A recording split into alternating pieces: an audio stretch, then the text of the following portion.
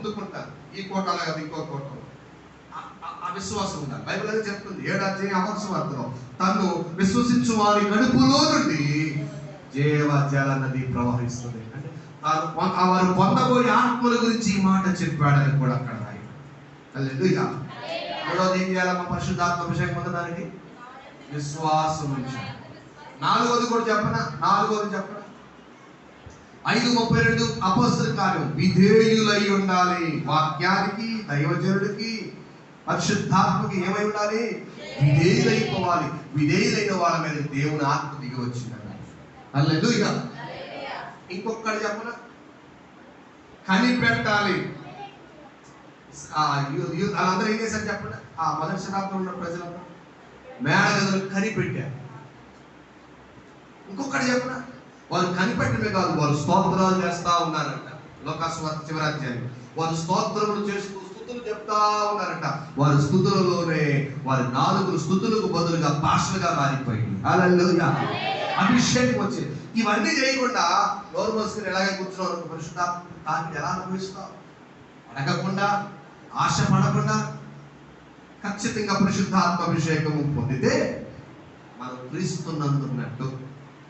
ఆ క్రీస్తునందు ఉండాలి అంటే, పరిశుద్ధాత్మ అభిషేకం పొందాలంటే మెయిన్ అర్హత ఏంటంటే బాప్తిస్మం. బాప్తిస్మం పొందడానికి ఇంకో అర్హత ఉంది, మారు మనసు. అదే చెప్తున్నాను, ఇంకా నువ్వు మారు మనసు సరిగా పొందకుంటే ఇకమైన ప్రభువా నేను విడిచిపెడతాను, మార్పు చెందుతానని తీర్మానం చేసుకో. బాప్తిస్మం పొందడం కూడా ఆ రోజు సరిగా మార్పు చెందకుండా అవన్నీ విడిచిపెట్టకుండా ఉన్నట్లయితే ఇకమైన ప్రభువా, బాప్తిస్మం ఒక్కటే కదా, నిజమైన బాప్తిస్మం ఒక్కటే కదా, ఒక్కసారే కదా. అయితే పొరపాటున నేను సరిగా కొన్ని విడిచిపెట్టలేదు, ఎక్కడైనా నేను విడిచిపెడుతున్నాను అని విడిచిపెట్టాలని తీర్మానం చేస్తాను. నిజంగా బాప్తిస్మం పొందిన నీవు పరిశుద్ధాత్మ అభిషేకంతో నింపబడతావు. ఈ 3 అనుభవానికి వస్తే నువ్వు సమీపించిన నీవు, ధరించిన నీవు క్రీస్తునందు ఉంటావు. హల్లెలూయా చెప్పండి గట్టిగా. ఇప్పుడు ఇది సగం. క్రీస్తునందు ఉన్న వాళ్ళందరూ చేతులెత్తి స్తోత్రం చెప్పండి. అంటే మీరు అభిషేకం పొందారా? నిజంగా విశ్వాసంతో చెప్పారేమో ఈ రాత్రి సిద్ధపడరండి. లేకపోతే ఈ కోటాలను పొందుకుని తీరాలని ఒక తీర్మానంతో, ఒక పట్టుదలతో రండి. దేవుడు తన ఆత్మతో మిమ్మల్ని తాకుతాడు.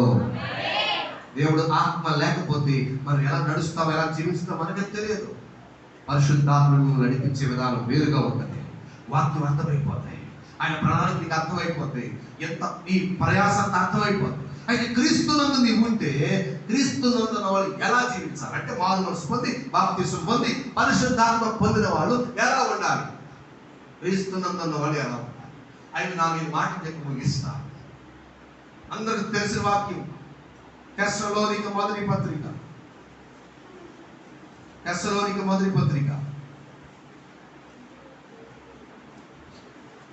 4వ అధ్యాయం 17వ వచనం.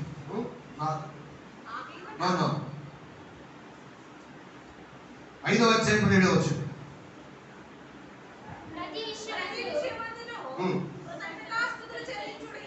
ప్రతి విషయమందు కృతజ్ఞతాస్తుతులు చెల్లించుడి. ఎన్నో కొరింథీ పత్రిక అమ్మా? 2వ కొరింథీ పత్రిక. 2వ కొరింథీ పత్రిక చదవండి. కాగా ఈ మాట వినండి, ఎవడైనను క్రీస్తునందున్న ఎడల. వాటిని మర్చిపోకండి. మనం ఎక్కడున్నాం ఇప్పుడు? క్రీస్తునందున్నాం. క్రీస్తునందున్న వారే ఎగిరి వెళ్ళిపోతారు. ఇప్పుడు క్రీస్తునందుంటే ఎలా ఉండాలి? నూతన సృష్టి, పాత సృష్టి. మనం నూతన జన్మ పొందామా? ఆ జన్మేనా? హలో, అచ్చవిడి ముత్తాతలాగా ఉన్నాడా? అచ్చవిడి తాతలాగా ఉన్నాడా? నిజమే, మన తాతలు వాస్తవే. మన తాత అప్పుడు రౌడీ కావచ్చు, మన తాత అప్పుడు ఏదో దాదాగిరి చేసి ఉండొచ్చు. కానీ ఇప్పుడు మనం చేయడం లేదు. మన తాత పోవాలి. ఇప్పుడు ఎవరు రావాలి? మన పాత సృష్టికి పోవాలి. ఎవరి సృష్టి రావాలి? నూతన సృష్టి. ఎవరికి? క్రీస్తునందున్న వాళ్ళకి. Praise the lord. అంటే నిజముగా మారు మనసు పొంది, బాప్తిస్మం పొంది, ఆత్మ పొందిన వాళ్ళైతే నువ్వు నూతనంగా కనపడాలి. Praise the lord. నీ ఆటలు నూతనంగా కనపడాలి, క్రొత్తగా కనపడాలి. నీ ప్రవర్తన అంతా క్రొత్తగా కనపడాలి. నీ స్వభావం మారిపోవాలి. యేసయ్య లాంటి మనసు వచ్చేయాలి. నూతన వ్యక్తిగా కనపడాలి, క్రొత్త వ్యక్తి. మారు మనసు పొందకుండా అట్లాగే ఉన్నాం, ఇప్పుడు అలాగే ఉన్నాం. కొత్తదనం కనపట్టి, కొత్తదనం అంటే కొత్తదనం అంటే కొత్త బట్టలు వేసుకోవడమే కాదు, కొత్త బట్టలు వేసుకోమని కాదు అర్థం. చాలా మంది అనుకుంటారు బాప్తిజం అంటే తెల్లని కొత్త బట్టలు ధరించాలి అని సూచనగా ధరిస్తున్నాం, కానీ అసలు మన జీవితం కొత్తగా కనపడాలి. ఆమేన్. నీ మాటలో మార్పు కనపడాలి, నీ నడవడిక ఒకప్పుడు వేరుగా ఉంది, ఇప్పుడు వేరుగా కనపడాలి. ఇంకా చెప్తారు క్రీస్తునందు ఉన్న వాళ్ళు ఎలా ఉంటారు. ఇప్పుడు ఇంకొక రెఫరెన్స్, 1 కొరింథీ పత్రిక 4వ అధ్యాయం 17వ వచనం.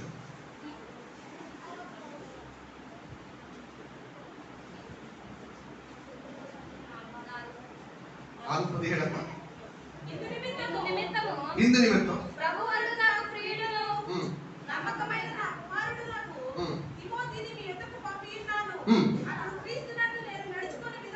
ఇదిగో ఈ మాట వినండి, క్రీస్తునందు నేను నడుచుకున్న విధానాన్ని, అంటే ప్రతి స్థలంలో ప్రతి సంఘములో. చాలు, దేవునికి స్తోత్రం చెప్పండి ఒకసారి. హల్లెలూయా. మొదటి ఏమనుకున్నాం, క్రీస్తునందు నూతన సృష్టి. రెండోది క్రీస్తునందు ఉన్నామని చెప్పుకుంటున్న వాళ్ళారా, మన నడవడిక కూడా వేరుగా ఉండాలి. నడవడిక, మనం నడిచే విధానం. నిజంగా నువ్వు క్రీస్తునందు ఉంటే, ఆత్మ పొందావు అనుకుంటే, అభిషేకించబడ్డావు అనుకుంటే, నువ్వు అభిషేకించబడ్డావు, క్రీస్తునందు ఉంటే నూతన సృష్టిగా ఉండాలి. రెండవది నడవడిక మారాలి. నీ నడక నువ్వు నడుచుకునే విధానం మారిపోవాలి. మనం ఎలా నడుచుకుంటున్నాం? 2-3 మాటలు చెప్తారు. 7-17 మార్కు సువార్తలో రాయబడింది, కొంతమంది పెద్దల పారంపర్యాచారం ప్రకారం నడుచుకుంటున్నారు. 7:5 కావచ్చు, 7:5 మార్కు సువార్త.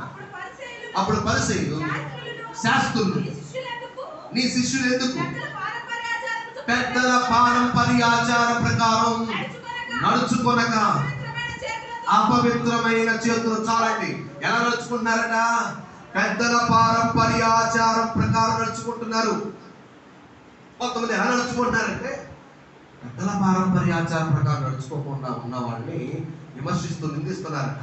శిష్యులు నిందిస్తారు. నిజంగా నువ్వు దేవుని వాక్య ప్రకారం, దేవుని ఆత్మ ప్రకారం నడిస్తే ఎంత ఎదురవుతుంది, దాన్ని పట్టించుకోవద్దు. అంటే ఈ పాటలు ఏం చెప్తారు అంటే, క్రీస్తునందు ఉంటే నీ నడవడిక, నీ నడక వేరుగా ఉంటుంది. నిజంగా క్రీస్తునందు ఉన్నాము మేము అనుకున్న వాళ్ళు పెద్దల పారంపర్యాచార ప్రకారం నడుచుకోరు. అంటే ఈ పెద్దల పారంపర్యాచారం ఏంటి అంటే, మన భాషలో చెప్పాలంటే మానవులు కల్పించిన పద్ధతులు, మనుషుల పద్ధతులు. ఏంటంటే మనుషుల పద్ధతులు? పెళ్లి దగ్గర చూడండి, పెళ్లి కుదిరి కానీ మొదలెడతారు. ఇక పెళ్లి చూపులకి వెళ్ళడానికి 5 వెళ్ళాలంట. ఇంకొకరికి వెళ్తే ఎక్కువైతే డేట్ ఇవ్వాలి. ఎవరాచారం? మనుషుల పెద్దల పెట్టిందే కదా. మళ్ళా మనం రోజు సంబంధంకి వెళ్ళామండి, అది పాస్ గారు అబ్బాయి.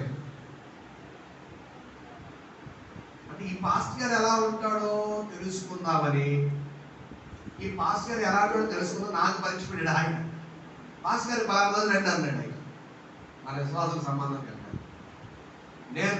నా ఒకే పాస్ గారు వచ్చేస్తా, ఆ రోజు నాకు ఖాళీ అని. అంతకుముందు పలానా రోజు ఖాళీ అంటే ఆ రోజు రమ్మంటే, కాదండి ఈ రోజు రండి అన్నాను.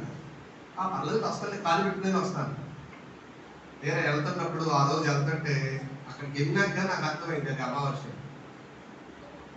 నేను అంతకంటే ముగ్గురిని నేను ఎన్ని పట్టించుకోను కదా, ఎన్ని నాకు లెక్కలో లేవు కదా. ఆయన అన్నాడు, పాస్ గారు మీరు రావడం చాలా సంతోషం అండి, నేను హ్యాపీగా ఫీల్ అవుతున్నాను. అంటే నేను ఆ రోజు రారండి, అలాగే మా విశ్వాసం కూడా ఆ రోజు వద్దంటున్నారండి, అది అమావాస్య అంటే అంటానే అనుకున్నాడు ఆయన. నా సంగతి ఆయన తెలియదుగా. స్తోత్రం చెప్పండి. పెద్దల ఆచారం ఏంటి? పెద్దల పారంపర్యాచారం ఏంటి? అమావాస్య అయితే అవునా కాదా? క్రీస్తునందున్న వారు నడిచే విధానం వేరుగా ఉంటుంది. పౌలు అంటున్న మాట, ఇదిగో మేము క్రీస్తునందు ఏ విధంగా నడిచినమో ప్రతి సంఘములో ప్రతి చోట ఎలా నడుచుకుంటావో.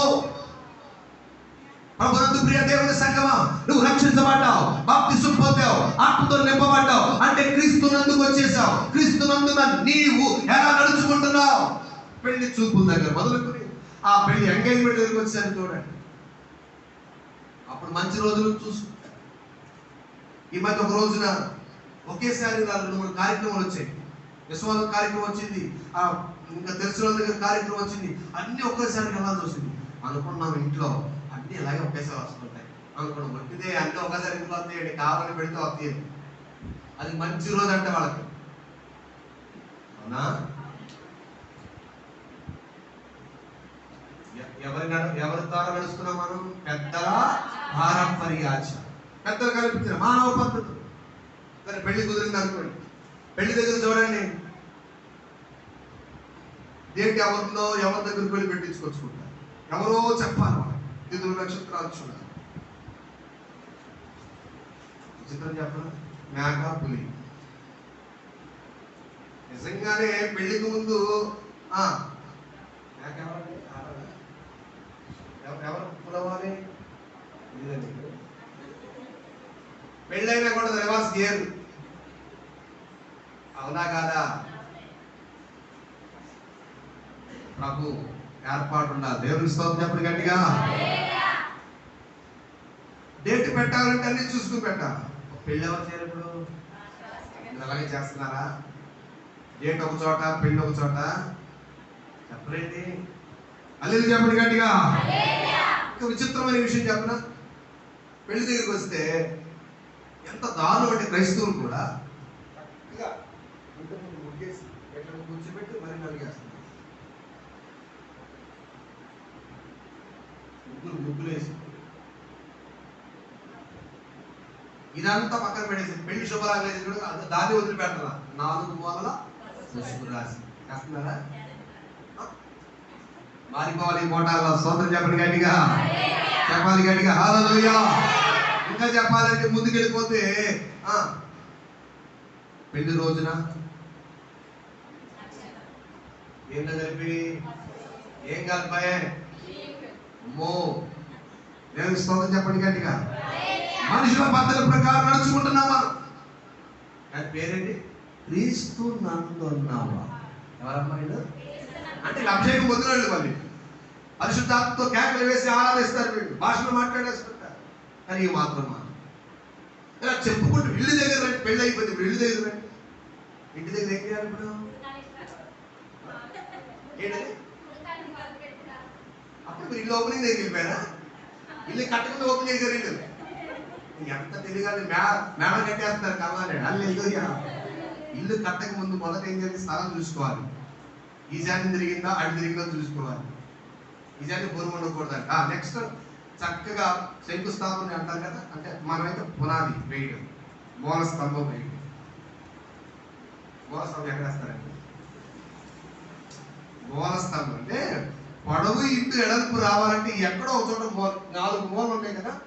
ఈ పొడవు ఇంటూ ఎడల్పు రావాలంటే 4 మూలలు వేసుకుంటే కానీ, మూల మట్టం వేస్తే కానీ పొడవు ఇంటూ ఎడల్పు వస్తుంది. సరే, మూల మట్టం ఇక్కడ వేసామనుకోండి, కొలిచేటప్పుడు ఎక్కడి నుంచే పై ఎత్తు నుంచే కొలుస్తారు. మరి పునాది వేసేటప్పుడు ఈశాన్యం వాడు.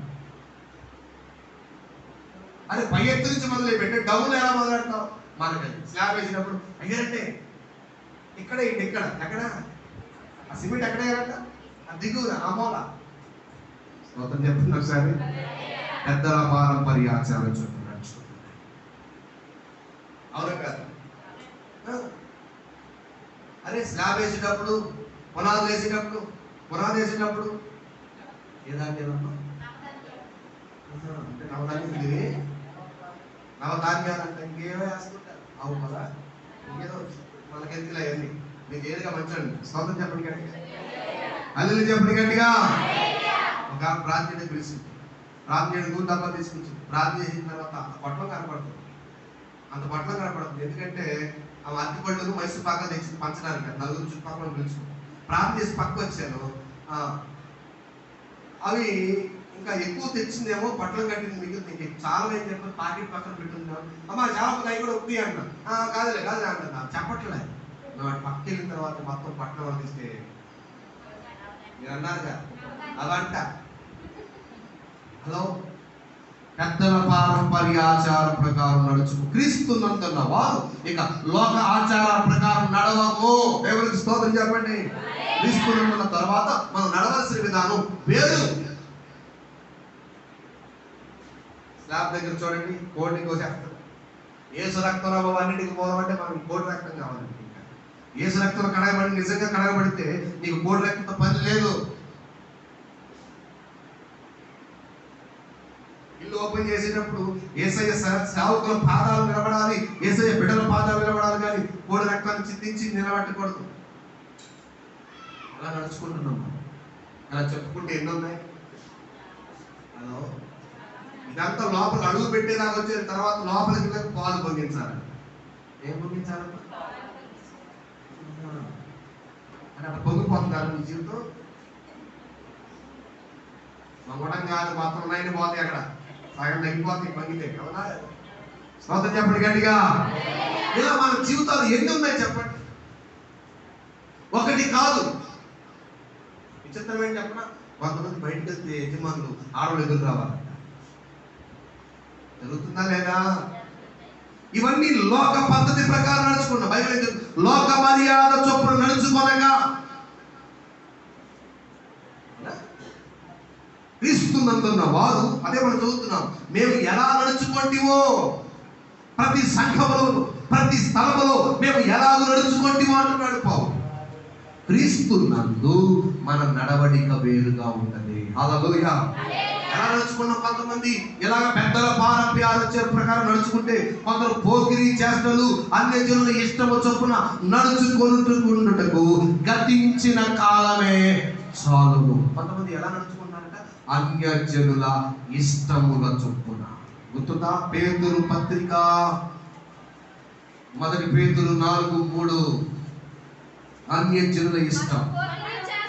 మనము పోకిరి చేస్తాం, దురాశ, మద్యపానం, అల్లరితో కూడిన ఆటపాటలు, త్రాగుబోతుల విందులు, చేయదగని విగ్రహ పూజలు మొదలైన వాటి యందు నడుచుకొనుచు అన్యజనుల ఇష్టము చొప్పున నెరవేర్చుటకు గతించిన కాలమే.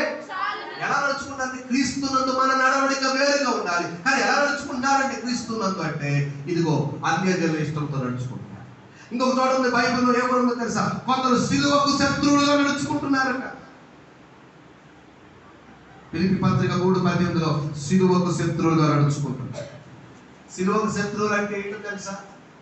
సిలువ అంటే శ్రమ, సిలువ అంటే నింద, సిలువ అంటే అవమానం, సిలువ అంటే కొంచెం దెబ్బలు ఉన్నాయి, సిలువ అంటే నలగొట్టబడాలి. అంటే యేసు ప్రభువును నమ్ముకున్నాక ఏ శ్రమ రాకూడదు, ఏ కష్టం రాకూడదు, ఏ బాధ అనిపించకూడదు. అందుకని యేసు ప్రభువును నమ్ముకున్నప్పుడు కష్టము, శ్రమ, బాధ ఒకవేళ వస్తే వాళ్ళు విడిచిపెడుతున్నారు. మాకు యేసయ్య అవుతారు. మనం అలాగే ఉన్నామా? నిజంగా మారు మనసు పొంది బాప్తిస్మం పొంది ఆత్మ పొందితే సిలువకు మనం శత్రువులుగా ఉండము. సిలువ అనుభవాన్ని ఇష్టపడతాం. సిలువ అంటే ఏంటి? శ్రమ పడడానికి ఇష్టపడతాం. అని ఎందుకు చెప్తాం గట్టిగా? మనము మేలు అనుభవించడమే కాదు, ఆయన పక్షాన శ్రమ అనుభవించడం కూడా ఇవ్వబడింది. యేసయ్య కొరకు నిన్న పడ్డావా, యేసయ్యకు శ్రమ పడ్డావా, అది మన వేరుకే. భక్తులు శ్రమ ఎందుకు అనుమతించబడతారు తెలుసా అండి? భక్తులకి శ్రమలు ఎందుకు అనుమతించబడతాయి అనుకున్నారు? మనం దేవునికి ఇంకా దగ్గర అవ్వడానికి. Praise the lord. ఇంకా మన లోపాలు సరిచేయబడడానికి ఈ శ్రమలు వస్తాయి, ఈ శ్రమ అనుభవించబడుతుంది, అందుకు అనుమతించబడుతుంది. నేను నిజమైన ద్రాక్షవల్లిని, నాలో ఫలింపని ప్రతి తీగను ఆయన తీసి. శ్రమ ఎందుకు వచ్చిందండి? ఎందుకు కత్తిరించాడు? నువ్వు బహుగా ఫలించడానికి కదా. ఎందుకయ్యా అలా కత్తిరించావు అని అంటే ఏం లేదు, నువ్వు బాగా ఫలించడానికి. హల్లెలూయా. సిలువకు శత్రువులుగా అయిపోతున్నారు కొంతమంది. ఎలా నడుచుకుంటారమ్మా? సిలువకు శత్రువులు. ఏంటి సిలువకు శత్రువులు? సిలువకు శత్రువులు నడుచుకున్నారంటే శ్రమను ఇష్టపడరు. భక్తులకి శ్రమ ఉందా లేదా చెప్పండి? ఆ శ్రమ కూడా ఎందుకు చెప్పండి? బహుగా ఫలించడం. కత్తిరించాడు. ఎందుకైనా కత్తిరించావు? ఈ గాయం ఎందుకు అయిందంటే ఆ గాయం ఫలించడానికి. హల్లెలూయా. అలా చెప్పుకుంటే ఆ భక్తులకి శ్రమ ఎందుకు వస్తుంది? ఒక 10 సంగతులు మీకు చెప్పాలి, ఒకటే గుర్తు చేశాను. ఎలా నడుచుకుంటున్నావు? అన్య జనుల ఇష్టం చొప్పున నడుచుకుంటున్నావా, లేకపోతే సిలువకు శత్రువుగా నడుచుకుంటున్నారా? బైబిల్ అంటుంది, పౌలు అంటున్నాడు, నేను ఎలాగో నడుచుకుంటున్నావు క్రీస్తు నందు ఉండి ఎలా నడుచుకుంటున్నో ప్రతి స్థలంలో ప్రతి సంఘంలో అని ఒక గొప్ప సాక్ష్యం నిలబడుతుంది. Praise the lord. నువ్వు చెప్పగలవా సాక్ష్యం? నేను ఇంకా చెప్పడానికి చాలా విషయాలు. క్రీస్తునందున్న మనకి ఎలా ఉండాలి? మొదట చెప్పాను, క్రీస్తునందు నూతన సృష్టిగా ఉండాలి. తర్వాత క్రీస్తునందు ఉన్నవాడు ఎలా జీవించాలా? రెండో మాట చెప్పాను, క్రీస్తునందు ఎలా నడుచుకుంటేమో అలా నడవాలి, ఎలా నడుచుకోవాలో నడుచుకోవాలి. మూడవది చెప్తున్నాను, క్రీస్తునందున్న మనము ఎఫెసీ 4:32 క్రీస్తునందున్నామని చెప్పుకుంటున్న మనం ఒకరినొకడు క్షమించుకోవాలి.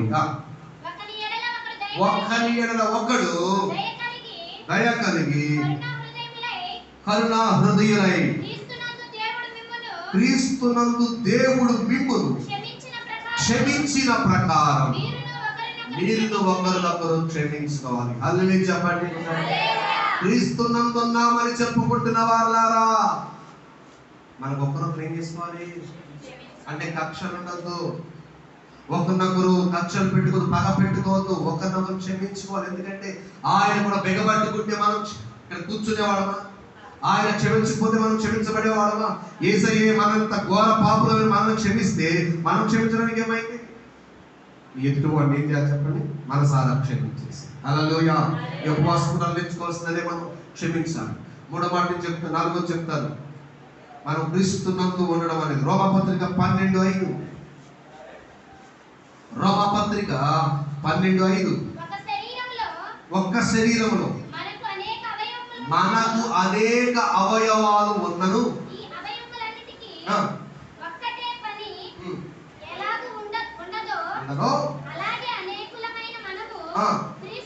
ఆ మాట క్రీస్తులో లేదా క్రీస్తునందు ఒక్క శరీరం. అందరూ చెప్పాలి, క్రీస్తునందు ఎలా ఉండాలి మనం?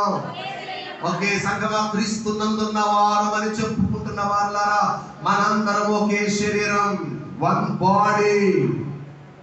ఒకే శరీరం అంటే శరీరంలో కాళ్ళు ఉన్నాయి, చేతులు ఉన్నాయి, అన్ని అవయవాలు ఉన్నాయి. ఏ అవయవానికి ఆ అవయవానికి పనులు ఉన్నాయి. కానీ ఒక అవయవం ఈ పని చేయలేదు, ఆ అవయవం ఈ పని చేయలేదు. ఏ అవయవానికి దగ్గర పని ఆ అవయవానికి ఉంది. అలాగే సంఘములో కూడా అందరూ పాడలేరు, అందరూ వాక్యం చదవలేరు, అందరూ ప్రార్థన పనులు కాదు, అందరూ వరాలు పొందిన వారు కాదు. కాబట్టి అందరూ ఒకరినొకరు ఏం చేయాలా? ప్రేమించుకోవాలి. అందరూ ఒకరు ఏం చేయాలా? సహకరించుకోవాలి. అంటే శరీరముగా ఐక్యత ఉండాలి. Praise the lord. సంఘానికి ఏముండాలమ్మా? ఒకరికి బాధ వస్తే ఒకరు సహకరించుకోవాలి, ఆదరించుకోవాలి. తెలుసు కదా, అది ఎట్టబోతే నాకెందుకు నేను బాగున్నాను అనుకోవద్దు. సంఘంలో ఒకరినొకరు హెచ్చరించుకోవాలి, ఒకరినొకరు ప్రేమించుకోవాలి, ఒకరినొకరు ఆదరించుకోవాలి, ఒకరినొకరు ప్రోత్సహించుకుని సహకరించుకుని అన్ని విధాల ఐక్యంగా ఉండాలి. Praise the lord. సంఘంలో ఐక్యత, సహవాసం, ఒకరితో ఒకరు సహవాసం ఉండాలి. ఇది క్రీస్తునందున్న వాళ్ళు చేయాల్సిన పని. ఫైనల్ ఇంకొక మాట చెప్పి నేను ముగిస్తాను. చూడండి, బాగా తెలిసిన వాక్యం చెప్పి ముగించేస్తాను. చాలా విషయాలు ఈ మాటతో ముగిస్తాను. కొలస్సీ పత్రిక 1:20 బాగా తెలిసిన వాక్యం మనకి.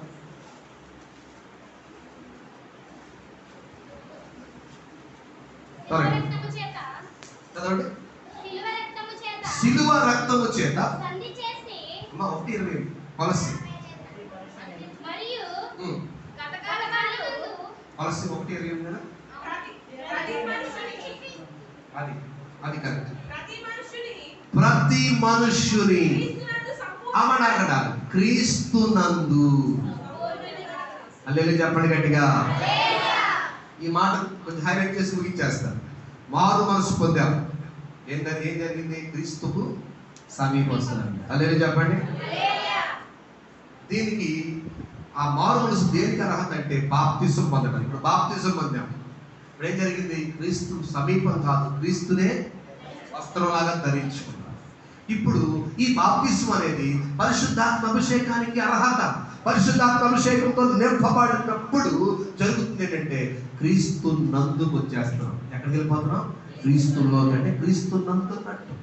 ఇప్పుడు క్రీస్తు నందున్నాము అని చెప్పుకుంటున్న మనకి క్రీస్తులో అంటే మారు మనసు బాప్తిసం పరిశుద్ధాత్మ పొందామని చెప్పుకుంటున్న మనము ఇప్పుడు ఏం చేయాలంటే క్రీస్తు నందు సంపూర్ణం కావాలి. హల్లెలూయా చెప్పండి. క్రీస్తునందు ఏం కావాలి? ఇప్పుడు మనం సంపూర్ణత రావాలి. నేను ఒకటే చెప్తాను, బైబిల్లో రాయబడిన యేసు తండ్రి అయిన దేవుడి గురించి మీ పరలోకపు తండ్రి పరిపూర్ణుడు కనుక మీరును ఎక్కడో చెప్పండి. మీకు చూడండి మత్తయి సువార్త 5:48. మత్తయి సువార్త 5:48. ఇప్పుడు మన తండ్రి ఎవరు చెప్పరేంటమ్మా?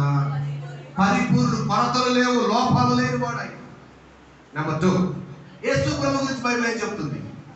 ఎఫెసీ 4:12. ఎఫెసీ 4:12. విశ్వాస విషయంలో దేవుని కుమారుని గూర్చిన జ్ఞాన విషయంలో ఏకత్వం పొంది సంపూర్ణ పురుషులు మగవారు అనగా క్రీస్తునకు కలిగిన. ఇప్పుడు చెప్పండి, యేసు ప్రభువుకి ఏముంది? సంపూర్ణత. అల్లెలు చెప్పండి. ఆ సంపూర్ణతకు సమానమైన సంపూర్ణత గల వారమగునట్లు ఆయన ఇలాగు నియమించాడు. అల్లెలు చెప్పండి గట్టిగా. ఎవరు నియమించాడట? క్రీస్తుకు కలిగిన సంపూర్ణత. నేను అదే ఎప్పుడు చెప్తుంటాను. ఏమనంటే, మీకు చెప్పాను కదా, నాకు తెలియదు కానీ ఈ భూమి మీద సంఘము ఉంది, వధువు సంఘము ఉంది. అదే చెప్పండి గట్టిగా. ఈ భూమి మీద సత్యము నడుస్తుంది, సర్వ సత్యము నడుస్తుంది. అదే చెప్పండి గట్టిగా. ఈ భూమి మీద పరిశుద్ధులు ఉన్నారు, సంపూర్ణ పరిశుద్ధులు ఉన్నారు. అదే చెప్పండి గట్టిగా. ప్రభుత్వ ప్రియమైన వాళ్ళారా, ఈ భూమి మీద ఉన్న వాళ్ళు కొందరు పేరు జీవ గ్రంథంలో పేరెక్కింది, కొంతమందిది గొర్రె పిల్ల జీవ గ్రంథంలో పేరెక్కింది. సోదరు చెప్పండి గట్టిగా. అంటే నీ పేరు ఎక్కడ ఉంది? సింపుల్ ఆన్సర్ చెప్పిన, నువ్వు మారు మనసు పొంది బాప్తిసం పొందితే నీ పేరు జీవ గ్రంథంలో ఎక్కుంది. అల్లెలు చెప్పండి. ప్రమోషన్, కొంతమంది ఉద్యోగం వచ్చింది, అపాయింట్మెంట్ ఎక్కడ వచ్చింది, ఉద్యోగం చేయలేకపోతారు. కొన్ని సంవత్సరాలు ఉద్యోగం చేసినందుకు వాళ్ళకి ప్రమోషన్ ఉంటుందా? వాళ్ళ పేరు ప్రమోషన్ లిస్ట్ లోకి వెళ్తుందా లేదా? అలాగే నీవు రక్షించబడిన తర్వాత, మారు మనసు పొంది బాప్తిసం పొందిన తర్వాత, నీ పేరు జీవ గ్రంథంలో ఎక్కిన తర్వాత నీకు ప్రమోషన్ ఏంటంటే ఆత్మతో నింపబడినప్పుడు నీ పేరు గొర్రె పిల్ల జీవ గ్రంథంలోకి ట్రాన్స్ఫర్ అయిపోతుంది. చప్పట్లు కూడా తెలుసుంచండి. నువ్వు ఎప్పుడైతే నువ్వు మారు మనసు పొందావో, బాప్తిసం పొందావో, నీవు సంఘంలో చేర్చబడ్డావు. అదే పరిశుద్ధాత్మతో నింపబడితే నీవు వధువు సంఘంలో చేర్చబడుతున్నావు. చప్పట్లు ప్రభుని కనపరచండి. హల్లెలూయా. ప్రభువుని పిల్లరా, నువ్వు మారు మనసు పొంది బాప్తిసం పొంది సంస్కారంలో పాల్గొంటూ పరిశుద్ధంగా జీవిస్తే నువ్వు పరిశుద్ధుల లెక్కలో ఉంటావు, పరిశుద్ధుల లెక్కలో. అదే ఇది మాత్రమే కాకుండా, ఏది మాత్రమే కాకుండా, మారు మనసు, బాప్తిసం, ప్రభు సంస్కారాధన, సహవాసంలో ఎదుగుతూ మాత్రమే కాకుండా పరిశుద్ధాత్మ అభిషేకం కూడా పొంది ఆ క్రీస్తునందు ఉండవలసిన విధానం ఎలా ఉండాలో, క్రీస్తునందు ఉన్నవాడు ఎలా జీవించాలో అలా జీవించగలిగితే నీ పేరు ఎక్కడికి వస్తుంది తెలుసా? లేదా నువ్వు ఎక్కడ ఉంటావు తెలుసా? పరిశుద్ధులు కాదు, సంపూర్ణ. చెప్పండి ఎవరమ్మా? నేను ఒక మాట చెప్తా, పరిశుద్ధులు ఎంత పడరు, సంపూర్ణ పరిశుద్ధులు ఎంత పడతారు. దేవుడు మనం పరిశుద్ధులో నుండి సంపూర్ణ పరిశుద్ధులు నడిపించును గాక. బైబిల్ చెప్తుంది కదా, ఈ నీతి మీకు చాలదు, శాస్త్ర నీతి కంటేను పరిశీలన నీతి కంటేను ఎలా ఉన్నారట? అధికంగా ఉండాలి. యేసు ప్రభు నేనే చెప్పాడు, పరిశుద్ధుణ్ణి. ఇదిగో నేను త్వరగా వస్తున్నాను, ప్రతివానికి ప్రతిఫలం ఇవ్వబోతున్నాను. అయితే పరిశుద్ధుణ్ణి ఇంకను లేదా వాక్యం? ప్రకటన గ్రంథం చివరి అధ్యాయం మర్చిపోయినట్టున్నారు కదా, మీకు తెలుసు. ఇదిగో అన్నారు, ప్రభు అని అన్నారు. ఎన్నో వచ్చిన మరి 22:11 అన్యాయము చేయవాడు ఇంకను అన్యాయము చేయలేము, అపవిత్రులైన వాడిని ఇంకా అపవిత్రులుగా ఉండలేము, నీతిమంతుడైన వాడిని అది కలుగు. నీతిమంతుడి ఈ నీతి చాలదు, ఇంకా నీతి కావాలి. పరిశుద్ధుడి ఈ పరిశుద్ధత చాలదు, ఇంకా పరిశుద్ధతకు రావాలంటే సంపూర్ణతకు రావాలి పరిశుద్ధత. హల్లెలూయా. నేను ఫైనల్ వర్డ్ చెప్పి ముగించేస్తాను. మనము క్రీస్తునందున్నామని చెప్పుకుంటున్న మనము ఏమై ఉండాలని చెప్పాలి. ఆ మాట చెప్తే నేను ముగించాను, మీకు అర్థమైంది అనుకుంటా. ఏమై ఉండాలి అని చెప్పనా? క్రీస్తునందున్నామని చెప్పేవాళ్ళు నూతన సృష్టిగా ఉండాలి. క్రీస్తునందున్నామని చెప్పుకున్న వాళ్ళు మనం నడిచే విధానం మారిపోవాలి. క్రీస్తునందున్నామని చెప్పుకుంటున్న మనలో ఏంటంటే క్షమించాలి, అందరినీ క్షమాపణ జీవితం, ఒకరినొకరు క్షమించుకోవాలి. క్రీస్తునందున్నామని చెప్పుకుంటున్న మనం ఒకే శరీరము, సంఘములు అందరము అవయవాలు, ఒక్కొక్కరు ఒక పని. కొందరు ఓడవగలరు, కొందరు పట్టాలు వేయగలరు, కొందరు పరిచయం చేయగలరు, అందులో తింటావాడు. కొంతమంది పాటలే పాడగలుగుతారు, అందులో తింటా వాక్యం చదవలేరు. హల్లెలూయా. కొందరు వాక్యం బాగా పాడలేరు. ఒక్కొక్కరు ఒక తలాంతు ప్రవహించాడు. వారందరూ ఈ పనులన్నీ చేస్తేనే ఇక్కడ ఆరాధన జరుగుతుంది. హల్లెలూయా. అలాగే అందరూ సహవాసం కలిసి ఉండాలి. నాకు ఈ చెయ్యి నచ్చలేదని ఈ చెయ్యి దానికి తూరుకుంటారు, ఈ చేతికి వస్తుంది. అవునా? దీనికి అప్పుడైతే దీనికి వస్తుంది లేదు జనం. ఎందుకని దీనికి అటాచ్మెంట్ ఉందా లేదా? అలాగే సంఘంలో ఒకరికి బాధ వస్తే ఇంకొకరికి బాధ వచ్చినట్టే. స్తోత్రం చెప్పండి. క్రీస్తునందు శరీరంగా ఉండాలి. ఇంకా ఫైనల్ గా చెప్పాను మీకు, క్రీస్తునందు సంపూర్ణులు కావాలి. హల్లెలూయా. క్రీస్తునందున్నామని చెప్పుకుంటున్న మనం తర్వాత చేయాల్సిన పని ఏంటి? సంపూర్ణతలోనికి రావాలి. క్రీస్తునందున్న వాళ్ళు ఎలా ఉంటారంటే సంపూర్ణతలోకి రావాల్సి ఉంటుంది. అది నెక్స్ట్ అన్నమాట. సంపూర్ణతలోనికి రావడం అంటే ఎలా సాధ్యం? కొరతలు లేని జీవితం, లోపము లేని జీవితం. దేవుడు చూసినప్పుడు లోపము లేనట్టు కనబడాలి, మచ్చ లేనట్టు కనబడాలి, కళంకములు స్పాట్స్ ఉండకూడదు. ఎవరైనా తెల్లని షర్ట్ మీద నల్లని మచ్చ కనపడుతుంది, దాన్నే చూస్తారు కదా. దేవుడు స్తోత్రం చెప్పండి ఒకసారి, హల్లెలూయా చెప్పండి ఒకసారి. అవునా కాదా? అలాగే నీవు పరిశుద్ధుడివి పరిశుద్ధుడు అని చెప్పుకున్నావు, కానీ నీలో కొంచెం లోపం ఉంది. ఆ లోపమే కనపడుతుంది, అదే కనపడుతుంది. ఆ లోపం కూడా ఉండకూడదని వాక్యం చెబుతుంది. ముడతైనను కళంకమైన స్పాట్, కళంకమైనను అట్టిది మరి ఏదైనా లేక పరిశుద్ధమైనది గాను, నిర్దోషమైనది గాను, అది గ్లోరియస్ చర్చ్. మహిమగల సువార్తను విని లోబడిన వాళ్ళు ఎలా మారిపోతారంటే మహిమగల సంఘంగా మారిపోతారు. మహిమగల సంఘంగా ఎందుకంటే మహిమగల రాకడ. స్తోత్రం చెప్పండి. యేసయ్య రాకడ ఎత్తబడే సమయంలో యేసయ్య రాకడికి పేరేంటి తెలుసా? మహిమగల ప్రత్యక్షత, మహిమగల రాకడ. అదే మనం వాడతాం కదా, మహిమగల పరిచర్య పొందినందున అధైర్యపడను కృప పొంది. తప్పకుండా మహిమగల పరిచర్య అధైర్యపడను కృప పొందినందున మహిమతో నీవు మహిమతో నీవు